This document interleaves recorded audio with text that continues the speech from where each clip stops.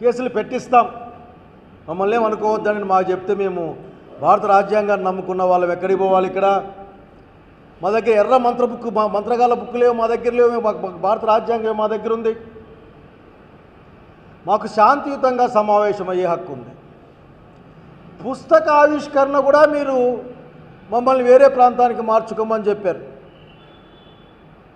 నార్పల్లో మన చంద్రబాబు నాయుడు గారు ప్రజలకు చేసిన వెన్నుపోట్లు గుర్తు చేస్తూ ప్రజలు రోడ్డు మీదకి వస్తే ఒక్కటి అవాంఛనీయ సంఘటన జరిగిందా? అన్ని వేల మంది అక్కడ గుమికున్నా సరే ఒక్కరైనా సరే ఏమైనా ఎక్కడైనా వేశారా? పైగా దీంట్లో మినహాయింపులు కూడా దీంట్లో ఉన్నాయి. ఆ మినహాయింపులు ఎక్కడ